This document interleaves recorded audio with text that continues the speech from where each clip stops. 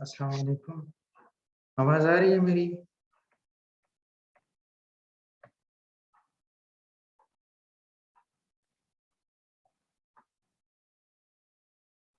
Hello, आवाज़ आ रही है मेरी?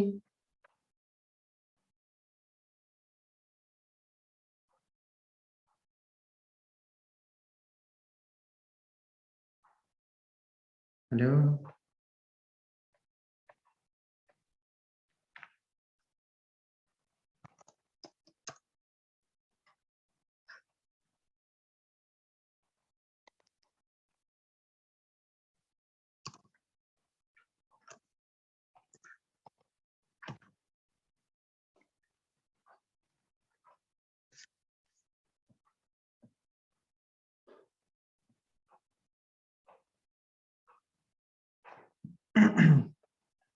हेलो, आवाज़ आ रही है मेरी?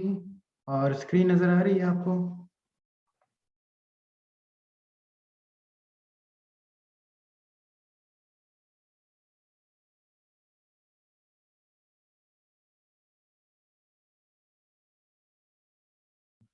चलिए जी, हम वापस आ गए। अब आवाज़ क्लियर है सबको?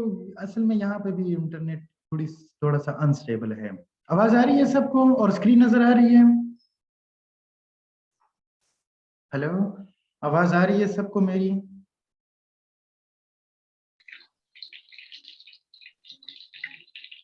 यस सर, आ रही है। ठीक है, ठीक है। यहाँ तक क्लियर है ना सबको? कोई इशू तो नहीं है अभी तक? क्योंकि बहुत अरसे बाद हम ये बेसिक बेसिक चीजें पढ़ रहे हैं। चले जी, चले ठीक है, आगे हम प्रोसीड करते हैं। तो O2 क्या होता है? O2 ऑक्सीजन का मॉलिक्यूल होता है। इसका मतलब है कि दो ऑक्सीजन आपस में मिले हैं और इन्होंने ऑक्सीजन का मॉलिक्यूल बनाया है। ठीक है। अच्छा देखिए, ये 3 फॉर्म्स ऑफ मैटर होती है, जिसमें आप इसके अंदर एटम्स की आप अगर अरेंजमेंट को देखें तो सॉलिड में क्या होते हैं, ये एक दूसरे के करीब करीब होते हैं। लिक्विड में रिलेटिवली सॉलिड के थोड़ा सा दूर दूर होते हैं, वीक बॉन्डिंग होती है इसमें। जबकि गैसियस स्टेट में क्या होता है कि इसमें मैटर के एटम आपस में दूर दूर होते हैं। ठीक है। इसी वजह से सॉलिड का अपना एक डेफिनेट मास और शेप होती है। लिक्विड का मास तो डेफिनेट होता है, मखसूस होता है, लेकिन शेप डेफिनेट नहीं होती। ये जिस भी हम कंटेनर में डालें, जिस किसी चीज में हम इसको पोर करें तो वो उसकी शक्ल इख्तियार कर लेता है। ठीक है। जबकि गैस का क्या होता है, गैसियस स्टेट का, कि इसका जो स्टेट होती है, ठीक है, वो स्टेबल नहीं होती, क्योंकि इसमें मॉलिक्यूल्स डिस्पर्स होते रहते हैं। ठीक है, एक दूसरे से दूर भाग रहे होते हैं। अच्छा देखिए, ये बेसिक स्ट्रक्चर है एक एटम का। ठीक है। अब देखिए, एटम 3 सब एटॉमिक पार्टिकल्स पर मुश्तमिल है। ठीक है। Atom consist of 3 sub atomic particles which are electrons, protons and neutrons. जो बिल्कुल सेंट्रल पोर्शन है, आपको कर्सर नजर आ रहा होगा। ठीक है। सेंट्रल पोर्शन को सेल का सॉरी एटम का न्यूक्लियस कहा जाता है। ये न्यूक्लियस कंसिस्ट होता है प्रोटॉन्स और न्यूट्रॉन पे। इसका मतलब है कि प्रोटॉन और न्यूट्रॉन ये हमेशा एटम के एटम के सेंटर में होते हैं। ठीक है, बिल्कुल सेंटर में होते हैं प्रोटॉन और न्यूट्रॉन। जबकि इलेक्ट्रॉन इस न्यूक्लियस के इर्द गिर्द अपने ऑर्बिट्स में या शेल में रिवॉल्व करते हैं अराउंड द न्यूक्लियस। अपने जहन में हमारे जो सोलर सिस्टम है, ठीक है, जिसमें 9 प्लैनेट्स है और एक सन है, जिन्होंने हमारा अपना वो सोलर सिस्टम बनाया है। सेम इसी तरह जिसमें हमेशा सूरज, सन, ये दरमियान में होता है और बाकी जितने भी प्लैनेट्स हैं, ठीक है, मरकरी से लेकर नेपच्यून तक या यूरेनस तक, ठीक है, हाँ नेपच्यून तक, सारे उसके इर्द गिर्द रिवॉल्व होते हैं। डिफरेंसेस इन मैस की वजह से और एटम के केस में डिफरेंसेस इन चार्ज की वजह से। ठीक है।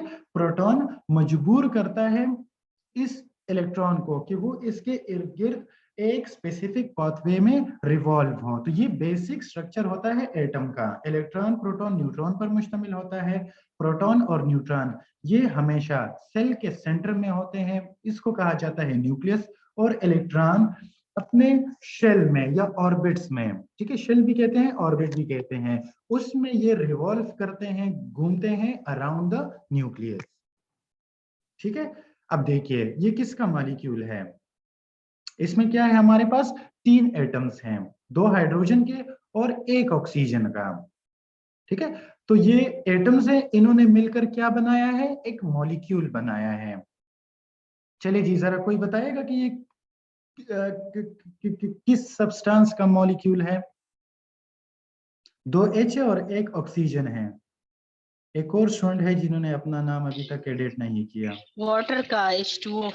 वेरी गुड, शाबाश। ठीक है, जब हम इस वाटर का एक्सरे निकालते हैं, ठीक है, मैं इसको अपनी जबान में एक्सरे कहता हूँ, तो ये कुछ ऐसे होता है जिसमें ऑक्सीजन ने 2 हाइड्रोजन को पकड़ा होता है।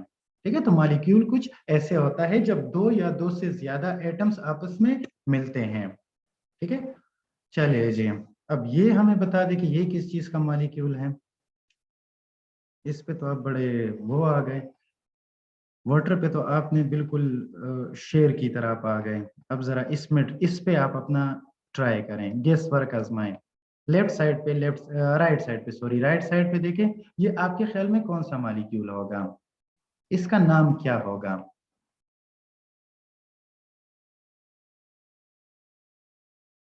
अच्छा, राइट साइड पे आपके है कार्बोहाइड्रेट का मॉलिक्यूल है ये। ठीक है, पता कैसे चलता है, क्योंकि इसमें ये 6 कार्बन रिंग है ये। ठीक है, ग्लूकोज होता है ना, C6H12O6, ये कार्बोहाइड्रेट है।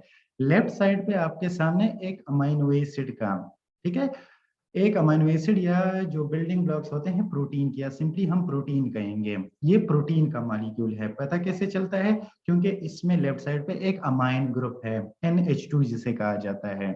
ठीक है, यहाँ पर ये है आपके सामने एक फैट का मॉलिक्यूल, सैचुरेटेड फैट का मॉलिक्यूल। ठीक है, तो जितना हमें ये सिंपल नजर आता है, ठीक है, इतना ये सिंपल होता नहीं है। तो इस तरह से कुछ। अच्छा देखिए, अब हम आते हैं एलिमेंट पे, एलिमेंट, कंपाउंड और मिक्सचर्स पे। नाम कभी सुना है पहले आप लोगों ने एलिमेंट्स, कंपाउंड्स और मिक्सचर्स का? जी, कोई ट्राई करना चाहेगा, कोई बताना चाहेगा कि एलिमेंट क्या होता है? जी, नाम तो खैर खैर खैर आप लोगों ने सुना ही होगा। चलिए जी, ट्राई करें, एलिमेंट क्या होता है।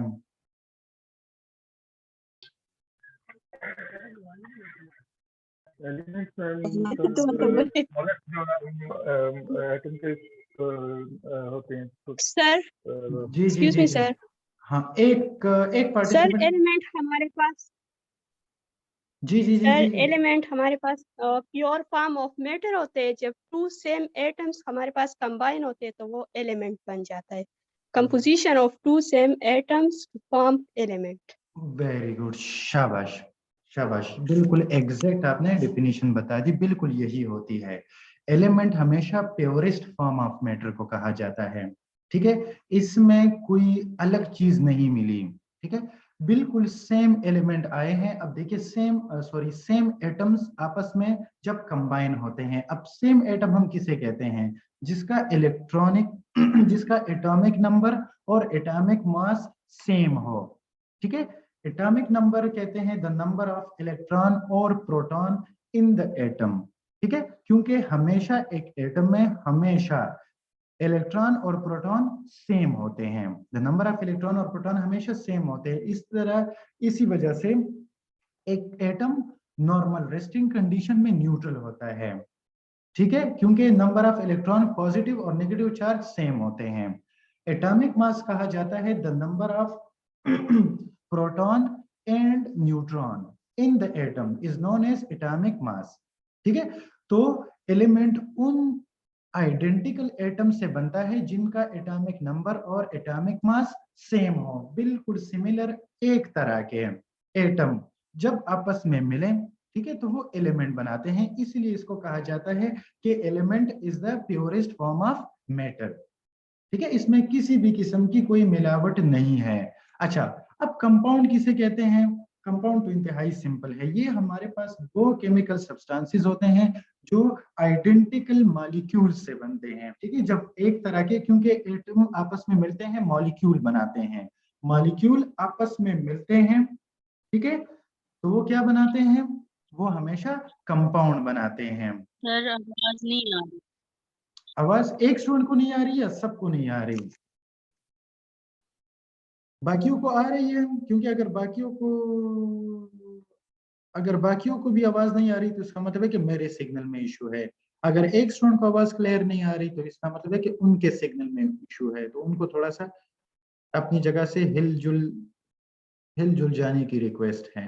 जी, आवाज सबको नहीं आ रही क्लियर या सिर्फ एक स्टूडेंट को इशू है? हेलो, चैट बॉक्स में ही लिख देना। सर एक स्टूडेंट को इशू है सर।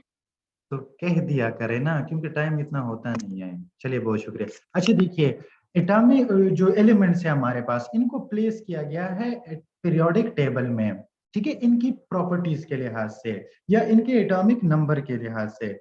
लेफ्ट साइड पे देखिए हमारे पास, मैं आपको लेफ्ट साइड का बता रहा हूँ, जो वर्टिकल कॉलम्स होते हैं, ठीक है, इनको ग्रुप्स कहा जाता है।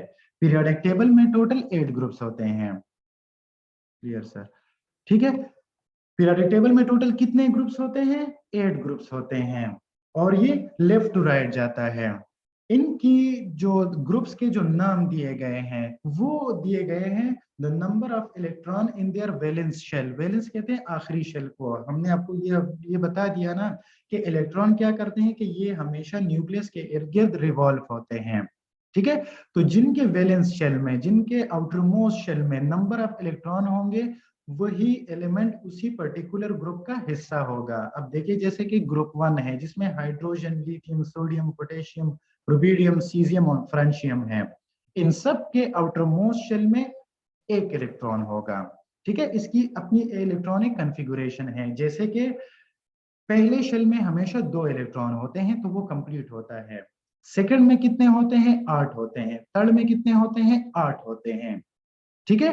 तो इससे कम होगा तो ये एटम कोशिश करेगा कि मैं किसी दूसरे एटम से इलेक्ट्रॉन लेकर अपना वैलेंस शेल कंप्लीट कर लूं, ठीक है। इसी तरह अगर ज्यादा होगा,